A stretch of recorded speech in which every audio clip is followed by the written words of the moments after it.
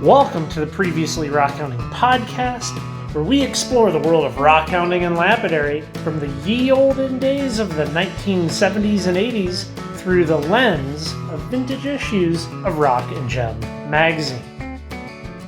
This is episode 8. We're looking at Rock and Gem magazine from May 1976.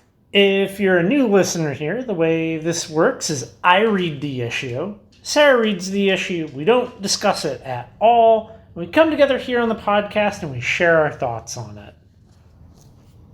What was your thoughts on it? Well, so this one didn't have a whole lot of ads that we haven't seen before.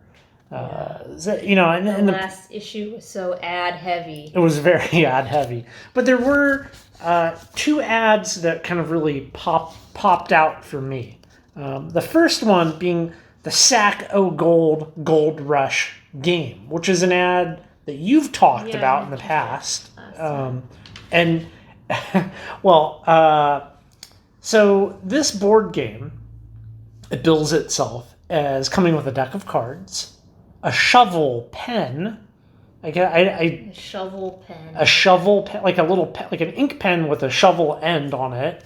That's because it comes with a score pad, a playing board, 9 imitation gold nuggets, and you can play 3 to 10 people. Which I'm not a big board game person, but it seems like a board game where you have 10 people and you're like taking a turn seems not... Yeah, it seems like a lot of people. It's a big range, 3 to 10. Yeah. And the age ranges are 8 to 80. So you can't play this board game if you're 81. That's unfortunate. You're out of luck. No seniors need not play. Mm-hmm. Probably maybe there's a lot of jumping involved. I don't. That was our dog hitting her outside button. Should we pause? I'll put her outside. Would you like to explain the buttons that we have for our dog? It's not as complex as some of the dogs and cats that you see online. She only has 3 buttons: water, outside, and pets. So. And she's been trained to hit them when she wants those things. Yes. And she had to go outside. Well, that's better than how many dogs tell their owners that they want to go outside, which is like, scratching at a door, destroying things. Very polite. Yeah, it's nice to have the buttons. So, this game, the Sack O Gold Rush game, new. The game was $5.95. That's in 1976. Mm-hmm. When you adjust that for inflation, it's $29 in today's money. Not the cheapest board game. No, I mean, I don't know. So I kind of looked at modern board games, what is like a new kind of popular board game? Like things like Settlers of Catan is popular anymore. I think that they've seen their rise and fall. That's a more complex, more parts to it than it sounds like what this game has. But I bet that game. This game is more equivalent to checkers or Monopoly, where you're just some printed things. Well, I found a copy of this exact game being sold on eBay. And the full name of the game is Prospector Pete's Game of Gold Rush. And it's being sold for $18 with $12 shipping. So it makes it $30 if you want to buy that right now. And it seems like a very, very simple game. Because basically the goal of the game is there's cards and it kind of tells you what happens a little bit, and you go around and you draw a card, and the goal is to get all of the gold nuggets.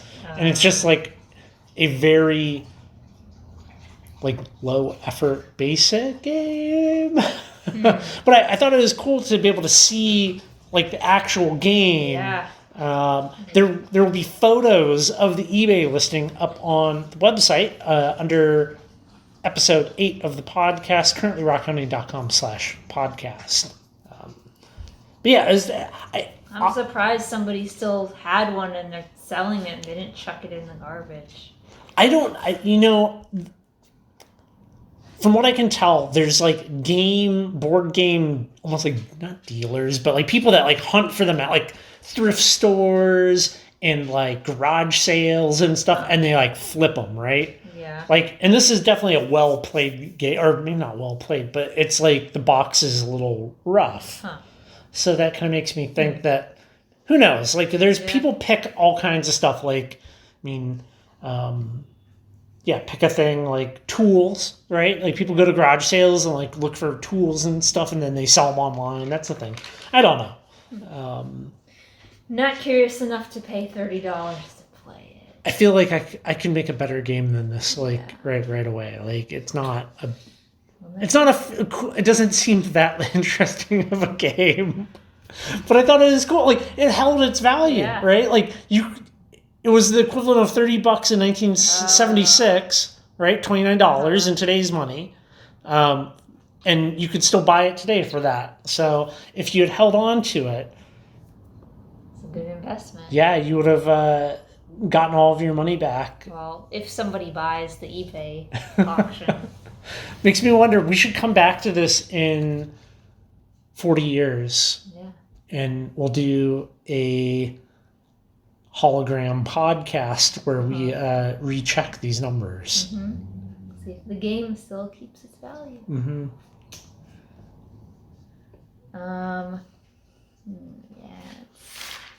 Yeah, there really wasn't much by way of ads this one. There was one ad for a very expensive gem, I guess, but it said new find gold-based gem crystal opal. And it's really expensive, $30 a gram, $900 an ounce. I don't know what those are in today's, but that's word salad. Like, yeah, gold-based gem crystal opal. Like, is it gold? Is it crystal? Is it opal? It is a gem. So, I have a hard time imagining what that would be. I don't know what crystal opal. It's just opal. They're just adding the word crystal for no reason. Yeah, I don't know what in the world they were trying to sell there. It was just how many people were like, "Ooh, it says the word gold crystal gem opal. Here's my." I mean, how many grams? A gram? That's like not much at all. Here's my $500 for half an ounce. Yeah, let me send you a check. Random ad in this magazine. Yeah, I feel like I really wish that we could time travel and find some of these people and be like, how many people have been getting a hold of you? Yeah. Like, did this ad work out for you? How many $900 checks have you received? I mean, that's a lot. What is a gold gem crystal opal? Gold base. Oh, gold base. Sorry. Well, there was an ad that I thought was neat, and it seemed like a really generic ad for the most part. But there was an ad for a show being put on by the Midwest Federation of Mineralogical and Geological Societies. And the cool part was, maybe it's not cool. The interesting part was the hours. The hours on this show, it ran from Thursday to Sunday. So a 4-day show. Yeah. Which, I mean, most shows are Saturday, Sunday. Yeah. So I've seen some that are Friday, Saturday, Sunday. But the hours were 10 a.m. to 10 p.m. So, which I find, I want to know who's going to a show at 9 p.m. on a Sunday. Like, was it just a ghost town? Like, what's happening there? I mean, you get the best deals when you go 9 p.m. on Sunday, probably.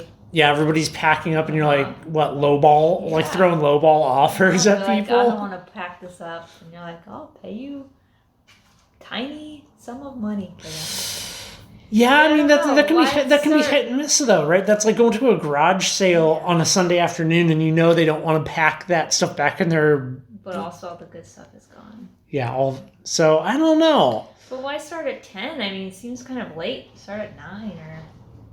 9. 9 is, if I was thinking hours for a rock show, I'd be like 9 to 7 or something. When we went to the Mount Hood Rock Club show in Portland, and I posted the video, somebody said that they scooped up all the best agate slabs like first thing. Huh. So, like, I assume that there's people that have very specific needs and are looking for very specific things, and, like, they unlock the doors and they just, like, beeline it for exactly who they want and get it. But then, you know, what they're wanting, it might not be what you're wanting, so it's not really like, you know, what's the best agate slices. Yeah, I mean, I got some very nice Maury Mountains slabs there, and we got these magazines. I think that was the Gem and Mineral show for St. Louis, and I liked that one because their theme was tribute to our mineral heritage. Like, they're hopping on that bicentennial theme. Mm-hmm. I don't know what it means to be a tribute to our mineral heritage, but why not? I don't think many shows have themes. Like, we've noticed from looking through these magazines, shows that have apparently really long hours, themes, they have guest like presenters, like speakers at I know they do that in Tucson, but outside of Tucson, you don't really see them having like a room or an area where they have somebody come in and do a talk.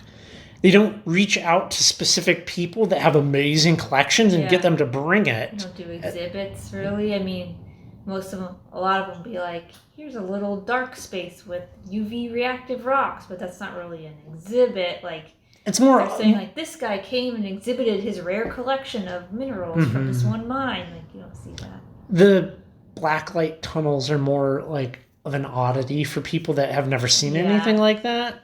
And almost everything seems like it's from Franklin, New Jersey. a lot of it. Like, you know, that's where people get the really good stuff. So yeah, I don't know. I think Rockhounding and Rocks and Gems and Lapra was just a little more popular back then. It was a little bit of a golden era. I think that's kind of what we're learning from going through this. You see it also, there was an ad for the Prineville Powwow, which it was their 17th annual, so it had been going on.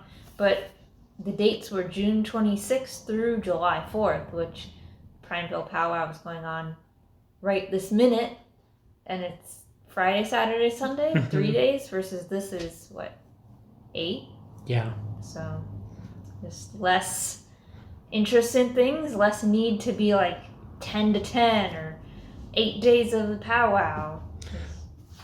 The Prineville Powwow. Prineville is in Central Oregon, and it's kind of a cool event. We've never been, but I think next year. Hopefully. I think next year we should plan on going to the powwow. So the rock club there puts this thing on, and it's like a rock show, but outside / like you can kind of camp there, tailgate sale-ish. But the thing that's kind of probably the highlight for most people is the exclusive field trips. Like, they take you to some of the private property, some of like the different ranches and stuff out there, and like the McDonald Ranch where you can go get thunder eggs there. So that's kind of cool. Like, that they have like field trips planned every single day. Yeah. I wonder if they had more field trips back then, because they had 8 days worth. That would, if they actually did that, that would actually be really good. Yeah. If it was like you could go there for a week and every day it's like field trip. I mean, be like driving the truck. A lot of field trips. 8 days of rockhounding. Yeah. Another thing, another ad was for a powwow in California. So I guess powwow was the name of rock events. But they had a note on there that they had camping available for $2 a night on a working cattle ranch. I thought that was an odd description. You just say, like, on a farm, on a cattle ranch, but like a working cattle ranch. Like, that doesn't sound like appealing camping to me. That could mean a lot of things, though. Is it? Yeah. I mean, I don't think there's. Are you imagining like a feedlot where it's just like a 5-acre field with like hundreds of cows in it? Or are you imagining like a prairie I'm not imagining stretching into the like distance? a prairie stretching into the distance. I assume there's a lot of cows in a space where you're camping or nearby where you're camping. I'm imagining like some of the places that we've gone, like when we were out at Little Glass Butte. People can graze cattle out there. What if that was fenced in and like, yeah, you see cows out hundreds of yards away from you? Yeah, I don't know, but would you call that a working cattle ranch? That implies a little more than just like cows in a field somewhere. Yeah.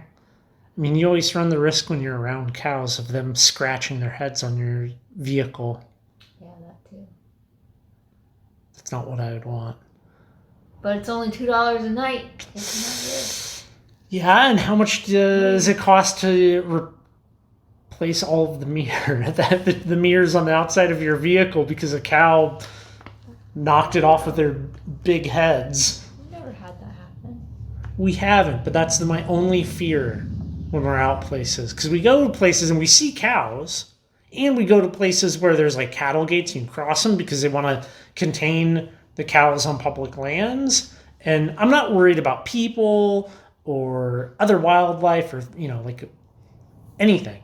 Yeah, and cows are the most common animal that we see. Yeah. By far. Probably the only time I was actually even slightly worried about wildlife was when we saw that baby moose. Yeah. Because that meant there was a mother moose nearby. And mama mooses are very mean when they have babies. Good thing we didn't see. Well, that's all I had for the ads. Did you have anything else? There was a couple. There was one ad where they were selling a dozen arrowheads for $5, and I was just wondering who's buying those, and like what are you doing with it? I mean, I know people flint knap arrowheads today and sell them, and usually they sell them in like little shops. I guess if you had like a shop and you wanted to sell, you probably wouldn't buy a dozen. No, you wouldn't. I guess it's just $5 per dozen. Yeah, I guess if you're marketing towards people who are then gonna resell those, but I guess it didn't seem like it was like, hey, middleman sellers. It was just like, buy some authentic arrowheads. It's probably like everything where, I mean, most people that buy rock just display them. Yeah.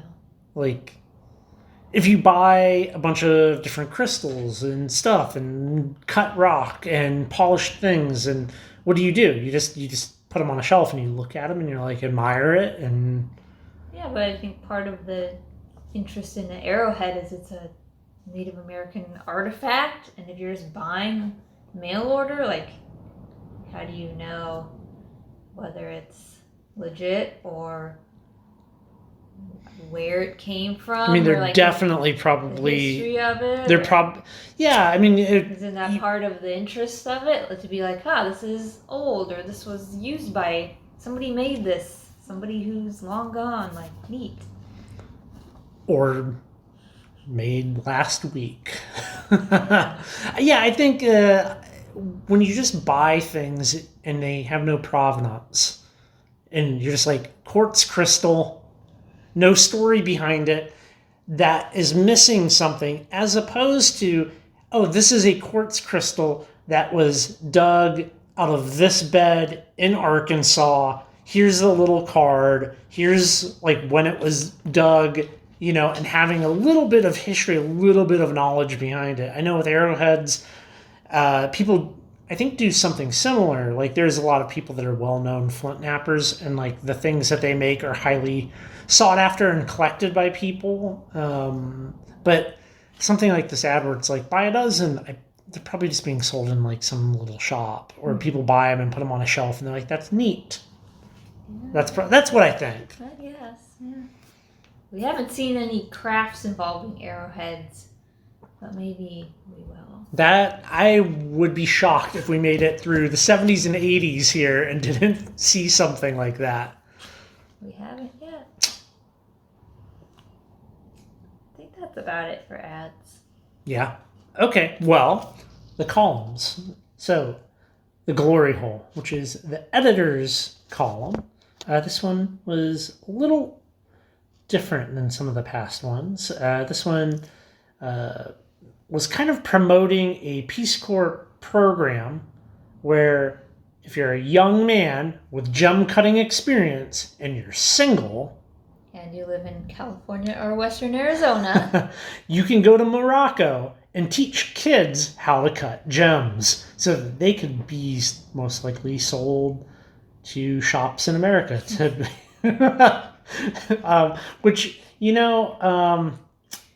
don't know. I don't know how I feel about that. it did say students. It didn't say kids. So it could have been young adults or students of jewelry making. I mean, I don't know. It seemed like a pretty good deal. I mean, they're like, you just have to be single. You could be like an old retired guy. You could be like a young person, like whatever. Just gotta be a single guy. They pay you to like go there. You get paid training on the language and the culture, and I don't know. Sounds like a fun adventure. I don't know. Yeah, I guess. Sure. I thought it was an interesting thing to be promoted in the editor's column. He also. They just take out an ad. Yeah, they could. They could have just taken out an ad. Clearly, they know the editor. They could have asked him for a favor. He also talked about a recently released book in 1976 called God of Air and Darkness. And I looked the book up, and you can go buy a copy of God of Air and Darkness. And in this book, the author stated that there was a nuclear war in the year 5000 BC. You can't get through this. Which wiped out all the signs of an early high-level civilization. And one of the signs, one of his proof of this was sand vitrification in the California desert. Well, the editor of Rock and Gem reached out to the land managers of the Bureau of Land Management and asked them about this area out in the desert. And they were like, yeah, this doesn't exist. So he's kind of trying to fact check this book that may have been popular at the time. The Amazon reviews of it are wacky as can be. Because people like it? People believe it. Oh. Spoiler, there was not a nuclear war in 5000 BC. I always like how they pick like very even. Yeah, I mean, number. They always pick a very even number. They're never like, oh, in the year 9863. Yeah. No, it's 5000. Always that. So vitrified sand is kind of a cool thing. We actually have a piece of vitrified sand in the collection. And so it's what happens to the quartz, mostly quartz. Sand is mostly quartz. Like, that's what generally the light color is. So silicon dioxide, when it melts, and two good examples of that would be the Trinity nuclear test site, which the Trinity bomb was the first nuclear explosion. And that area, you can go visit it. The trinitite that you can get there, it's vitrified sand. Often it's, I wish I had a piece of this stuff. It would look so cool under a microscope. But they basically had a big metal tower that they put the nuke on. And when they detonated it, everything got nuked. Including, this is a technical breakdown of how nukes work. Well, in the vitrified sand, there's little metal BBs of the tower, and you can see those with a microscope, I guess, which is kind of cool. Also, in Florida, they are the lightning capital, and they have a lot of beaches. And the lightning hits the beaches during storms, and people will go out and dig up that little lightning bolt in the sand, and it's lightning that vitrified that sand. Basically, it melts it. Pretty much, but you have to have a lot, like a very concentrated high temperature, like lightning bolt levels, nuke levels, to do that. That would be interesting. I wonder if you could actually vitrify your own sand, like in the shop. If you're, what's the melting point of quartz? That seems findable. yes, I don't know that off the top of my head. But I wonder how many microwave transformers wired in unison it would take to create an electrical arc to vitrify my own sand. If you're out there and you want to smash apart some microwaves and make something super dangerous, you're more than welcome to reach out to me. Maybe we can collaborate on this amazing, amazing, dangerous idea. Or don't do that. Nobody Take could. a trip to Florida and during lightning season. Do that instead. Sure, maybe we could do that.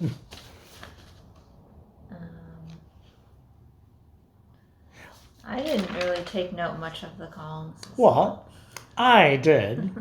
And in The Frantic Fumbler, it was a continuation of some of the more weird and wacky offbeat uses for different lapidary machines. So it was like the runner-ups. So yeah. it was. Yeah. So in the previous episode, we talked about this some. So some of the ideas this time around were not actually that odd. And these are ideas that were submitted to him. These aren't his ideas. You could use your tumbler to clean up brass shell casings, which, yeah, I mean, that's already a thing. That's not really like an off use. You can use your rock, pick, and hammer in the garden.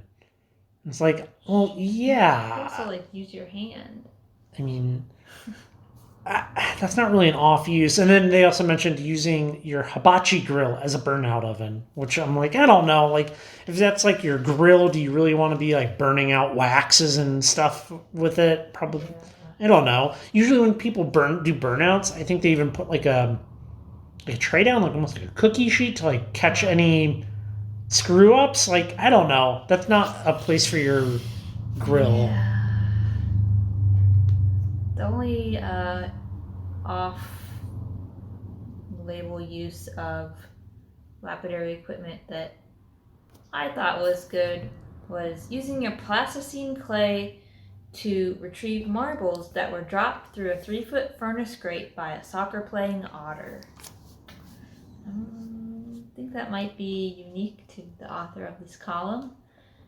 I'm not sure how many people have a soccer-playing otter and a 3-foot furnace grate. And they want to get the marbles out and not just be like, too bad, otter. If you have a soccer-playing otter, can me and Sarah come visit? Yeah, we will figure out how to work this into our travels. We need to test whether you can use clay to retrieve a marble dropped by an otter. I don't think otters would be a good house pet. No. I mean, when they seem very squirrely. Like squirrels, a squirrel would not make a good house pet. I know this because a squirrel got into my house once, and it was... Did it become your best friend? No, it was not my best friend. It was very squirrely. So the other column is shop talk. And during this one, there's a million things that you could talk about as far as lapidary shops go. Like, I mean, I've made tons of videos. People have made tons and tons of videos. They have talked so much about dopping, which is the process of using wax and sticking it to your stone, to make a cab. You take the stone, stick it to a stick using wax.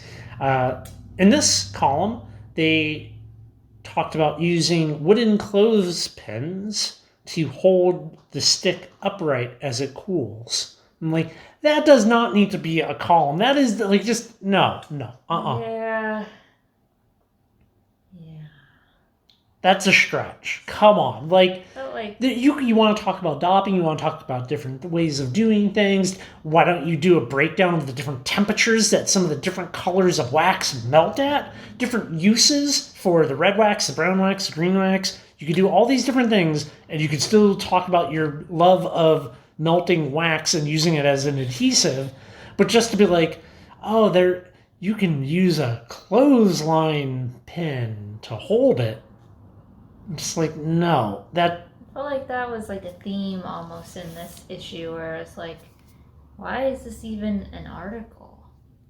Like, why would you even say you can use a clothespin to hold a thing? Like, just use your eyeballs and you look at it. I mean, I don't know. Maybe we're just... You're spoiling all these future articles. Well, you'll see it come up. But... Speaking of the articles, I think we're ready to get into that. With the first article of why was this written?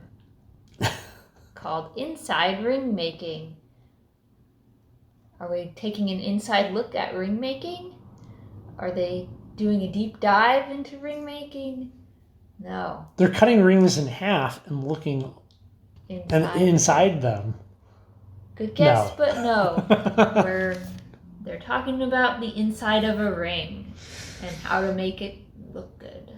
Yeah, it's a whole article about polishing the inside of the ring. Like you made a ring and you want to polish up the inside. Or you're making a ring and you don't want to ignore the inside. It is a stretch. It's a stretch. First off, like if you're at the point where you're making your own jewelry, like you're casting rings, you're silversmithing, by the time you're there, and you wouldn't be like, oh, I read this article, I didn't realize that I should polish the inside of the ring. Like, I can see the temptation to not do much to the inside because it's always touching your finger. Nobody sees it. That's a good point. Valid point. Our wedding rings, the insides are polished. I mean, I assume you would polish it. I'm not... If you bought a ring and the inside wasn't polished, I'd be like, huh, okay. But I can see when you're in the process of making it, you'd be like, nobody's going to see it.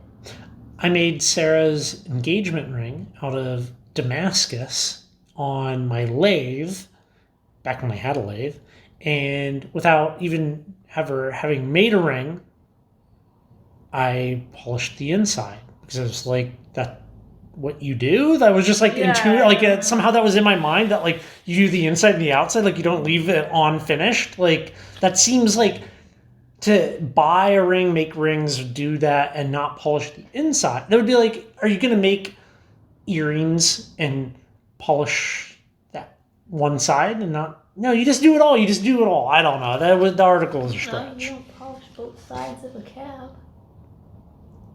A lot of people do. Why? It just gets glued to something.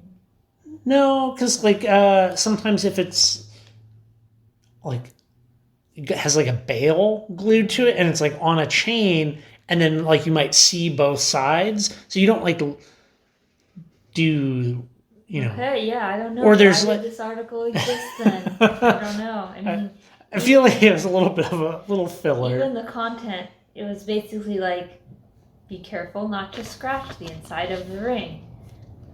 Also, use tape to protect it so it doesn't get damaged. Oh. So it's like, don't damage it in the first place. If you have some metal that has like an imperfection, don't put it on the inside because it's harder to access the inside than the outside of a ring. That was the most of it. I don't get it. If we went back to 1976 and got like a car magazine, is there an article in a car magazine that's like, car advice, don't crash your car? Maybe. The gas goes in the fuel tank. No, there's not. No, like this, I don't know. I don't believe it. Maybe what is common sense now? There's another kind of a continuation article, Rockhounding in Baja, where the editor went down to Baja and produced a series of articles for the magazine, which then was adapted into a book. I actually bought that book because it was super cheap on eBay and Reddit, and it's pretty much an exact copy of the articles. He basically just took these articles and put them in a book and called it good, even down to the photos. There's no extra photos in the book, unfortunately. Yeah, there'll be some chapters that aren't in the magazine. Yeah, I don't know. I mean, it would be a very awesome trip, and it was. Baja today is very different. Yeah, it seemed like it would not be the trip that he and his family took in 1976. Which I think that would be very cool. I mean, like, if you think about America today, yeah, there's been a lot of progress from 1976 till today, but we had like roads. We had paved roads. Like, it wasn't just like a dirt double track, and a lot of Baja was just like dirt road. And now, yeah, I mean, this article was subtitled "The Trans-Peninsula Highway" because it was like, hey, they have a paved highway now. Let's drive it. So, yeah, I don't know. I thought it's kind of cool. Like, his style is to write. Oh, hey, we went here and looked at blank. Yeah. And not so much how some articles will gloat, and it's very kind of more straight to the point, I guess. So that's kind of cool. I wonder when he's gonna stop with the articles about it. Yeah, I don't know how long they stretch it out. I looked up there's a photo of the author who did the Baja trip, is the editor of the magazine. His name is W.R.C. Schendenhelm. I looked him up, and there wasn't really that much information about him online. He did die in 2003, but he was born in 1924, so I don't know, he's in his 80s, or 79. It said before he did Rock and Gem, he was managing editor of Sports Car Graphic magazine. That was in 1965. And then he was the chairman of the LA Sierra Club Backpacking Committee in 1975 to 1980. So, I mean, that's cool that it's adventuresome. Varieties of hobbies and interests, and took on a number of leadership type roles within them. Other than that, there really wasn't much information I could find. So, I mean, I've tried to look up a number of different people that we've read about, and it's just not, the information's not. Also, his first name is W.R.C., so that makes it harder. Yeah. There was another article, The Big Little World of Miniatures. Is it another article about miniature minerals? Is it an article about small rocks again? No. This is an article about expanding your casting horizons with a walk through a toy shop. Putting toys on your rocks. Combining toys and rocks. Yes, Sarah is accurate here. It is. The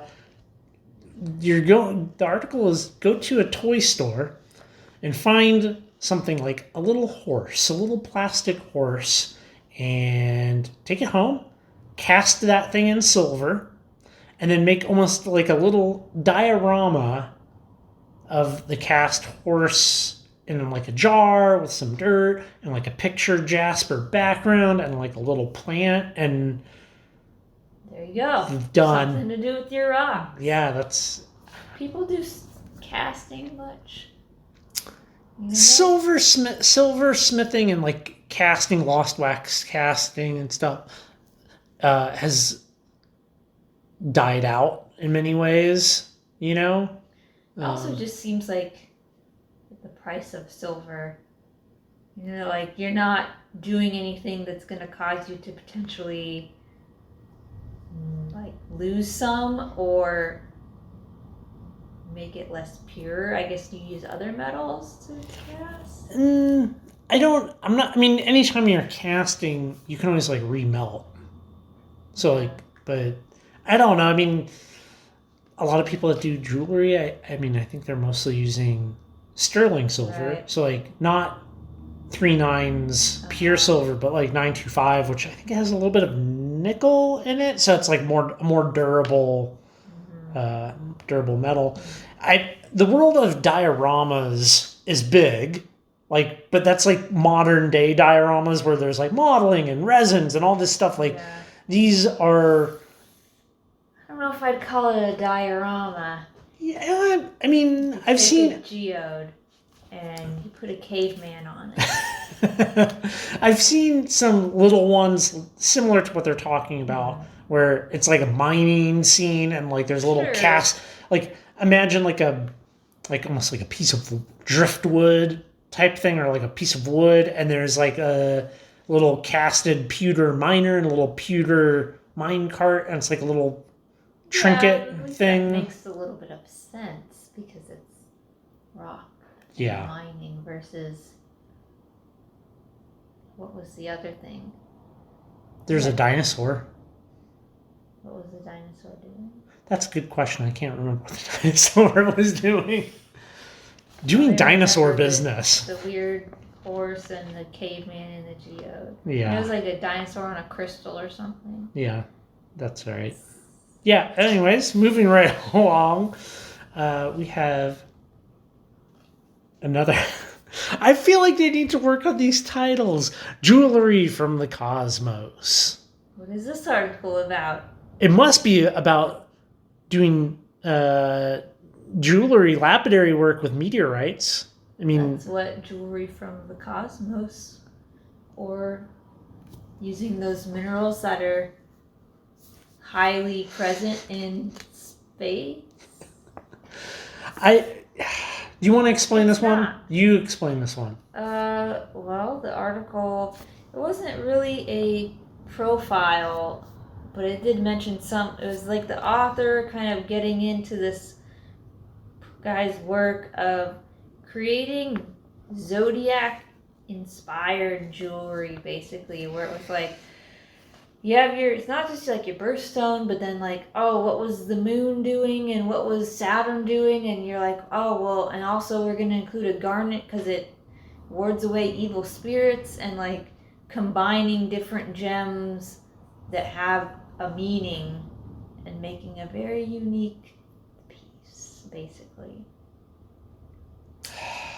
But the thing that was crazy is the person who was making this zodiac jewelry was a part-time astrology grad student at, I forget, Arizona State University. It was Arizona. Like, they were offering a graduate degree in astrology, and his coursework was just making jewelry. I generally think of Mickey Mouse degrees as being a modern thing, right? Like, you got a degree in historical knitting. That's entirely useless. Apparently, it's not a modern thing, and this is proof of that. I mean, the astrology degree is no longer offered by Arizona State University. Unfortunately, they offer historical knitting. Maybe it's possible that I'm making up historical knitting degrees. If you go to a Evergreen State College, you could have your degree. They need to be discredited. Evergreen College is not a real college. They're a fake college. It is a real college in Washington. They let you design it is physically a real college, but by all other accounts, it is well, you can go there and you can design your own coursework, and you can kind of come up with your own degree, and I'm sure they have a bunch of requirements. You can't just be like, look, I looked at the stars and I made jewelry. This one wards off cholera, and they'll be like, bachelor's degree granted. If this podcast episode reaches 10,000 listens, I will apply to Evergreen College, and I will tell them that I want to study the effects of Neptune on knitting, and that will be my graduate program that I'm going to design for myself. I don't know. Do they do that for graduate degrees? I don't know they do it for undergraduate. Yeah. It did seem like a wacky place where this guy was studying astrology. They're like, in the article, they're like, we got to model this, I forget, ring or bracelet. And they're like, how can we model it? I know. Let's get the crab. And the author's like, what? And they're like, yeah, the hermit crab. Let's go get it and put the jewelry on it and take a picture. Yeah, I mean, that's too much. It's too much. There's a photo of a sundial wristwatch, and it said the hardest part about having a sundial wristwatch is figuring out which way is north. That sounded like a joke, like he was making fun of it, but that can't be real. That can't be real. I disagree. I mean, if he was like, oh, it's actually like an art student and their art is highly influenced by these things and they're making kind of like, oh, it's funny because it's a wristwatch, but it's not a watch, it's a sundial. It's like a commentary or ironic or something. They're like, okay, sure, but it was not that. By the way, the gem warding against cholera, I didn't make that up. In the article, they have a list of materials or gems or whatever and their properties, and one of them was malachite, which is a charm against cholera. That seems stupid.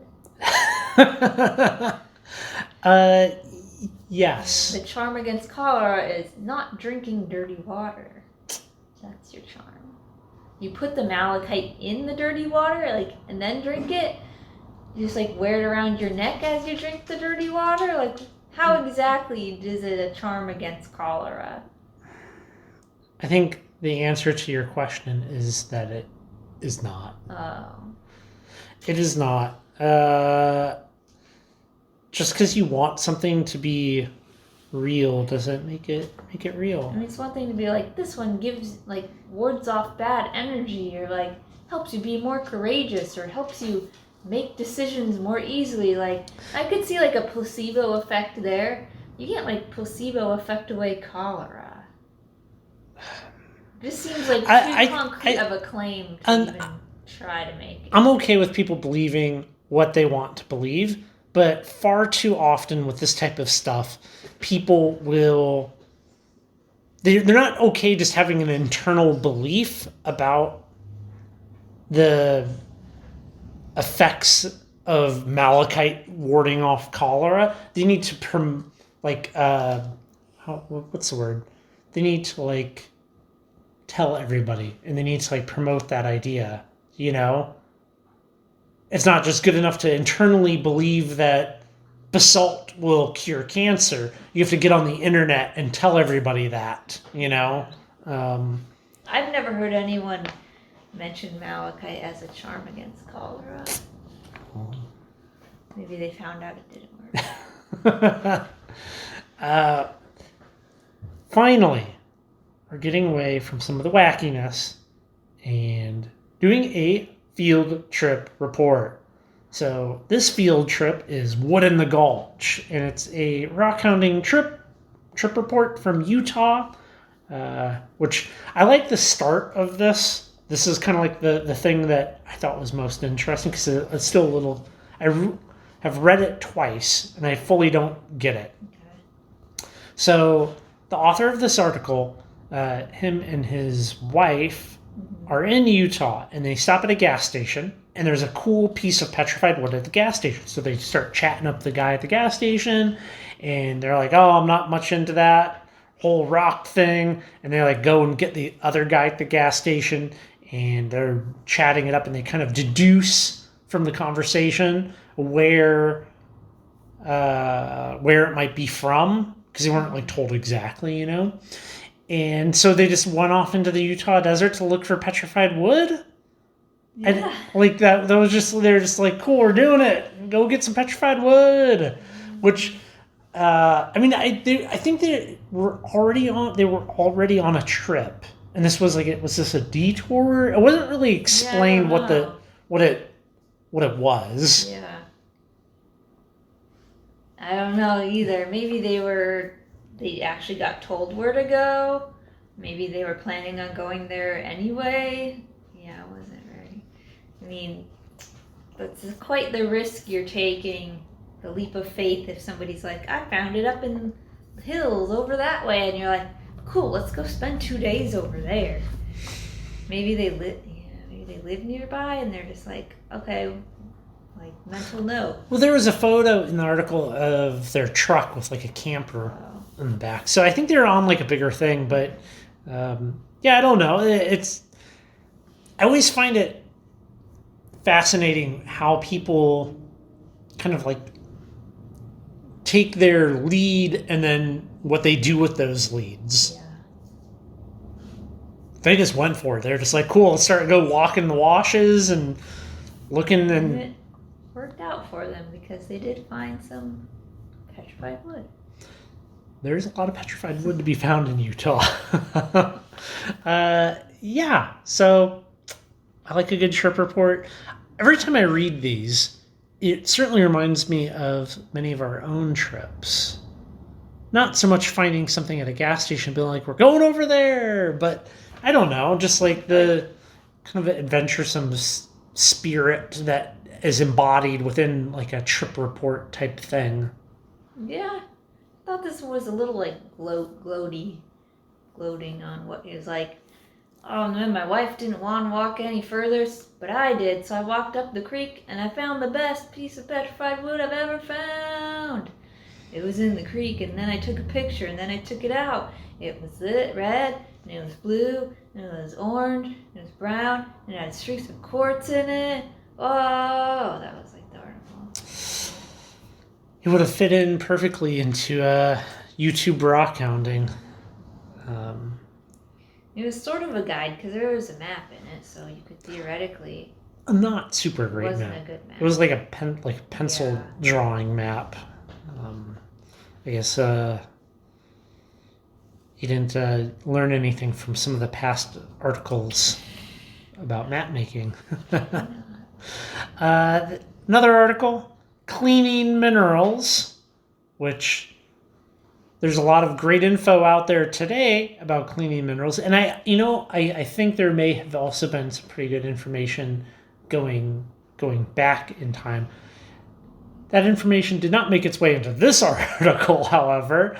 So it's just an article describing how to clean different minerals. And they describe mixing a detergent with ammonia to clean your rocks and water. And the directions are to mix it in the same ratio that you mix it up for cleaning your windows, because you just defaultly know. Yeah, I don't know what. Does anybody do that now? Does detergent just mean soap? Yeah. What, like dish soap, laundry soap? Any soap? Can you just buy ammonia? Yeah. I've never bought ammonia. I've never bought ammonia either. I know that at janitorial supplies they sell it for some reason. Sure, they sell all sorts of like cleaning chemicals. Yeah. I don't think the average household just has ammonia. Maybe we should stop buying all these cleaning products retail like a bunch of suckers and start going and buying 5-gallon buckets of chemicals and mixing them ourselves. And then we'll take those chemicals and we will zap them with our microwave transformers that we harvest for vitrifying. Can we vitrify some ammonia? Let's not find out. I guess. Well, yeah, I don't know. It's just article, I mean, it wasn't even like how to clean different minerals. It was just like minerals in general, and they never really specified. Did they mean like a quartz crystal is a mineral? Did they mean like micro minerals? Did they mean little stuff, big stuff, meat? Like it was very vague on the details. I mean, they're just like, yeah, water, detergent, ammonia. And they're like, well, like how long? When do you take it out? Like, I mean, I guess that's obvious, but if you're gonna say mix it up in the same ratio as window cleaner, you're assuming people know that. Yeah.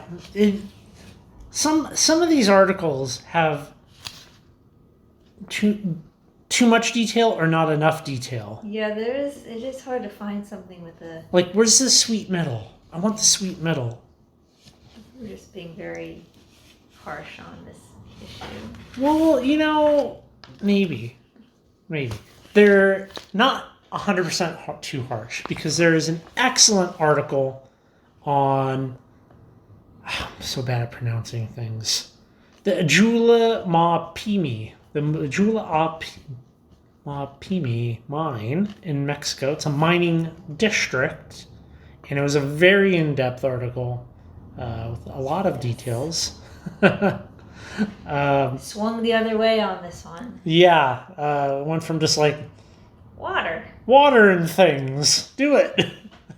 To a very in-depth article about this mining district in Mexico, which has produced a ton of very cool minerals. So the listing on Mindat for this locality is something that you must see. There will be a link to it in the show notes on this podcast. So whatever your listening app or thing, or if you go to the website, it'll be there. There's not going to be a link to the show notes. It'll just be on the website. Okay. Thank you. So go to the website. Yeah, go to the website, currently rockhounding.com/podcast. The mine listing on Mindat has 142 valid minerals that have been identified coming from here. There is 3,730 photos of the minerals. There's, maybe like 100 photos of the locality in question, many of which are underground. And some of the photos were from I think the 80s.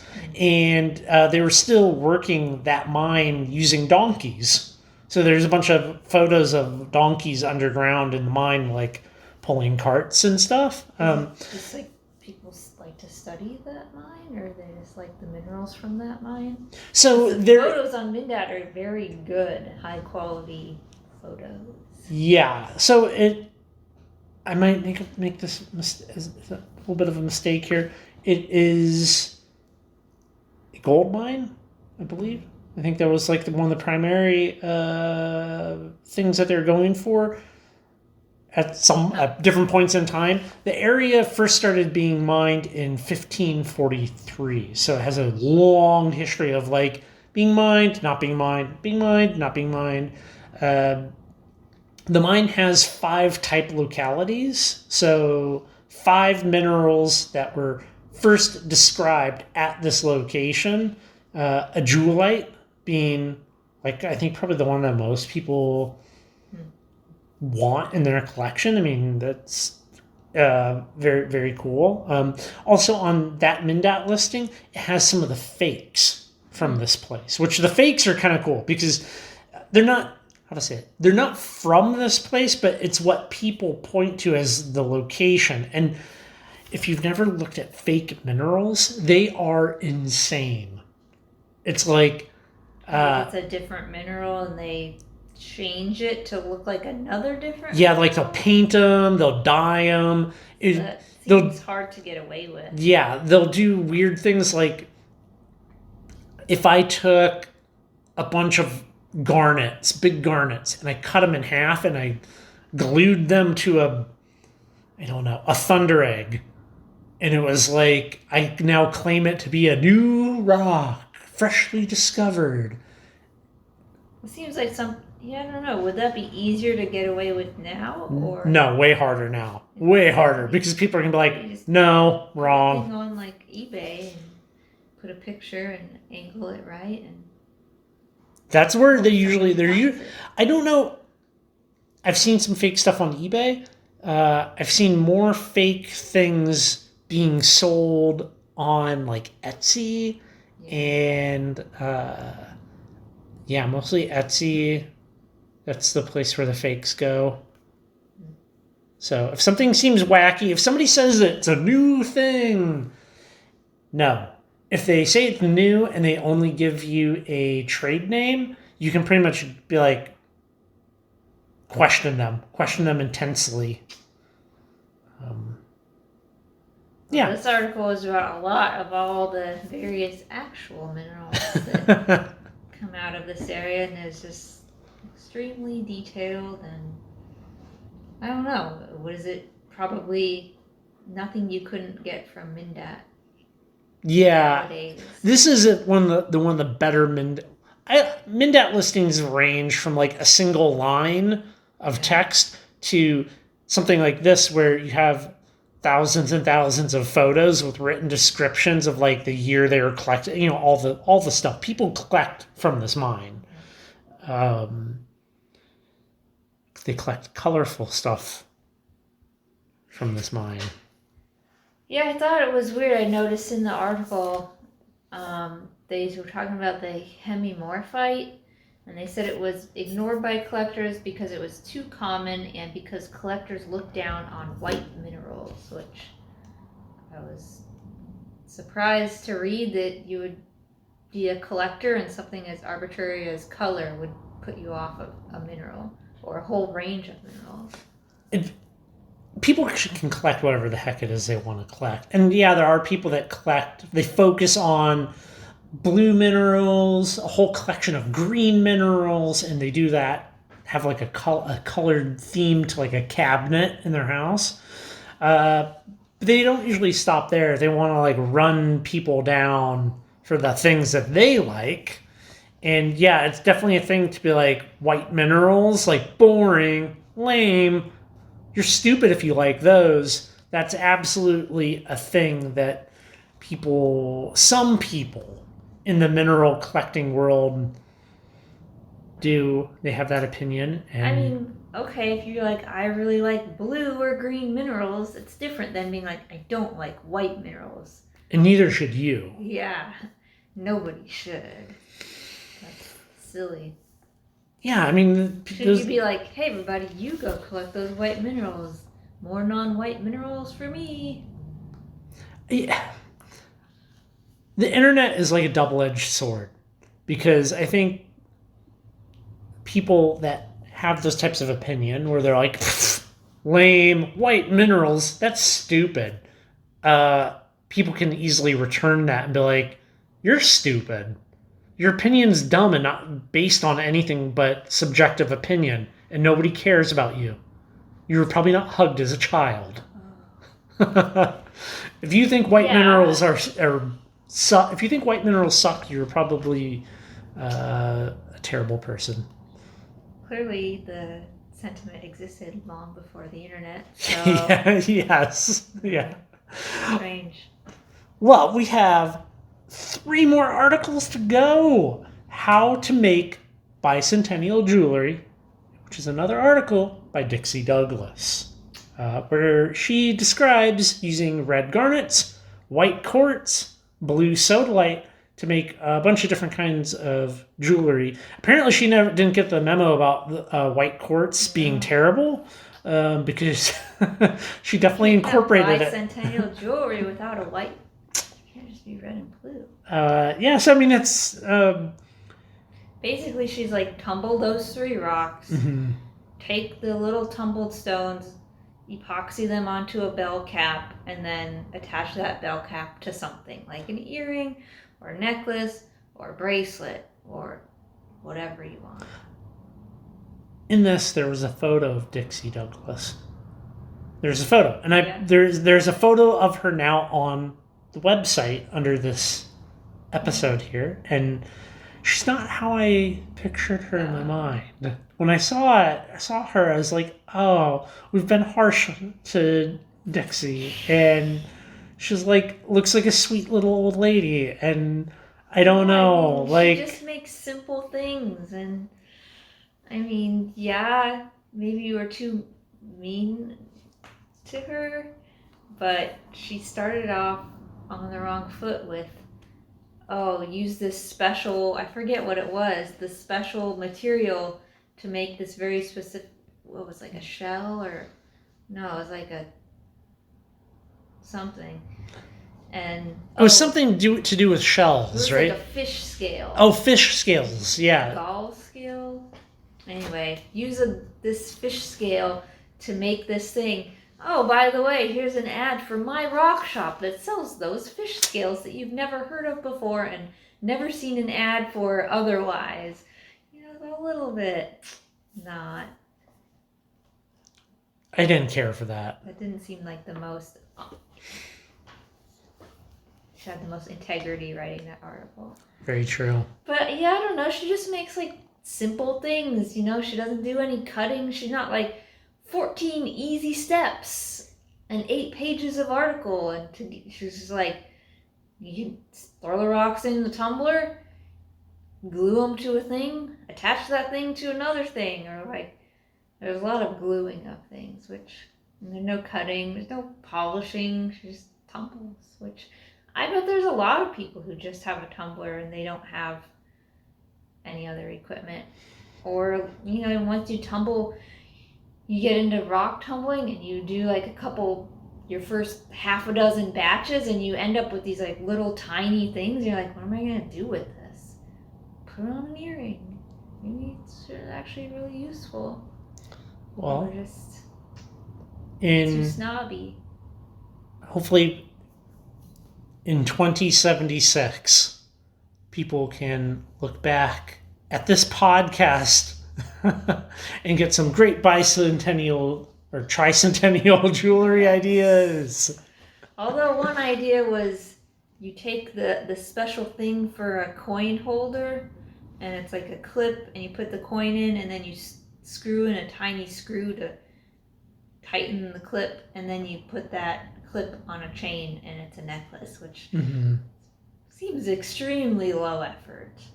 You're just wearing a quarter around your neck. Like, that's not jewelry. Also, like, were those quarters just like in circulation? Yeah. You just like, oh, thanks for the change. Oh, sweet, I'm gonna wear this around my neck. Yeah, this is a good looking one. That was definitely very, very low effort. You've seen the bicentennial quarter, right? Yeah. With the little drummer on it? Okay. You have to get pretty close to it to see it. Yeah, Like, otherwise it just looks like a quarter. Yeah, good jewelry. Someone's like 12 inches from your chest where you're wearing your necklace. Yeah, you don't see many people wearing coins anymore.